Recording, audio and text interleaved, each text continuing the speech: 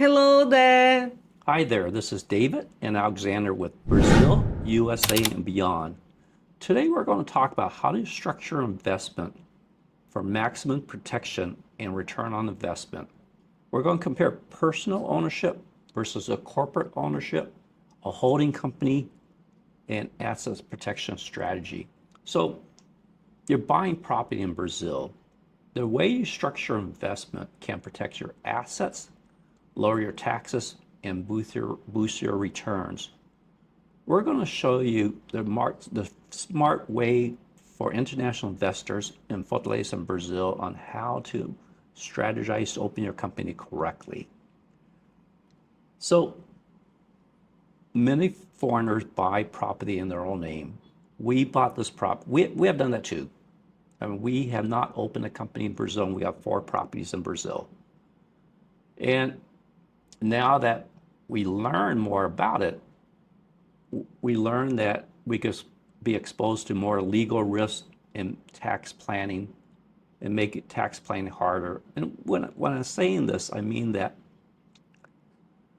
it may be hard for us to sell this place or even bring money outside of Brazil because we didn't do a lot of the steps that we talked about. We're learning the process, and we're trying to tell you the process. So you're learning by our mistakes that we made. But you should first form a Brazilian company, a LTDA, which is a limited liability company to own property. Just like in the US, you put onto a company or some other things away from your personal, because if you put the company or property in your own name, it could be easy to take away on divorce or whatever it may be. So you should form a Brazilian company, LTDA, a limited liability company to own the property. The benefit of owning through a company is you could deduct property related expenses. You may qualify for lower rental income tax. It's easier to manage multiple properties, add partners or sell shares instead of assets or yourself. It's also simplify inheritance and avoid probate issues. As we mentioned before, inheritance laws are very strict in Brazil. If you have kids, the kids automatically get certain percentage of ownership, 25%, 50%, 25, 2 kids, or whatever it may be. They automatically get ownership of the property. Even though you may not want them in your will, that's the law in Brazil. So Actually, the inheritance proceed in Brazil is very complicated, yeah, very expensive, and then take a lot of time. yeah. And there's a lot of risks involved with it too. Because as we mentioned before, we bought actually a couple of houses through inheritance. And it's a long process.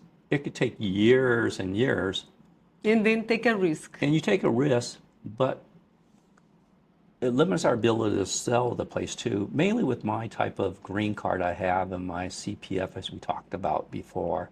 So we have a lawyer and accountant look at the process right now to see how we could change it. But if we would have bought under a business, we wouldn't be in the problem we're in now. So holding companies for international investors. Advanced investors often use offshore holding company, like a Delaware company, a Portugal company, Panama, to hold shares in Brazilian companies.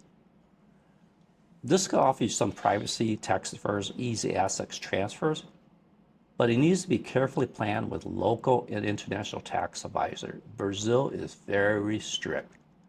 One time, years ago, they took money away from you from your bank account. They needed money. They I don't know, stole, it's not the word stole, but they took possession of people's bank account. And there's talks about it nowadays too. People say yes, people say no, it's going on. But Actually, for people who has money at the Brazilian government uh bank account. like during the pandemic, my wife we were living in the U.S.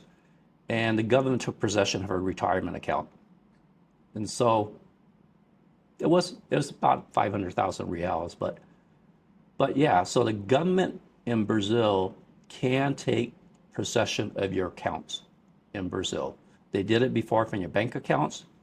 They took her retirement account when she was in the U.S. During the pandemic, and now they're talking again about taking your bank accounts. A lot of people, some people said no, they're not going to do The it. Some save people, account, the who has saving save account. So if account? you have a savings account, they may take it. Yeah. Hopefully No, not. yeah. No checking account. Yeah.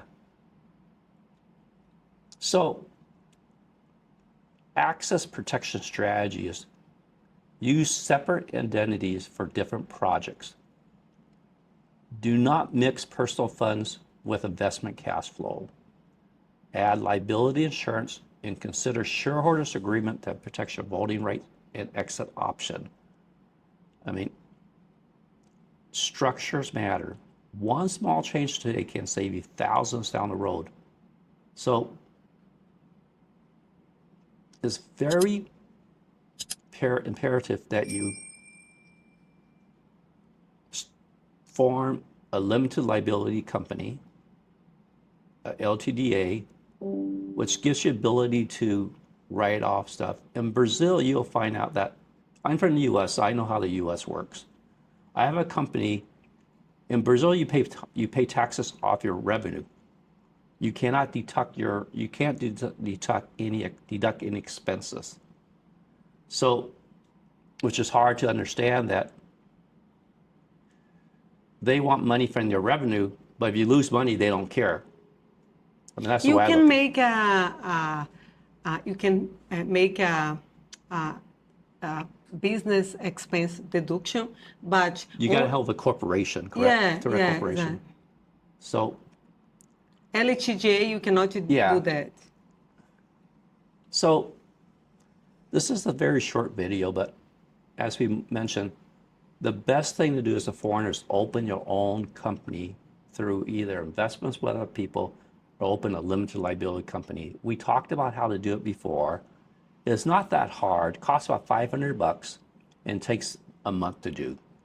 You open your company with an article association. After that, it gets registered with the government. They give you a tax ID number. After you get your tax ID number, stuff like that, you pretty much have the corporation. Then you start bringing money into the country, and you register with the money you bring in with the Central Bank of Brazil. So it's very easy to form a company. Well, it's not easy. You have to hire somebody to do it. So it's easy that you just pay somebody the money and they do it for you. Stuff in Brazil you can't really do online. But our recommendation to you, if you want to come to Brazil and invest in Brazil, form a company.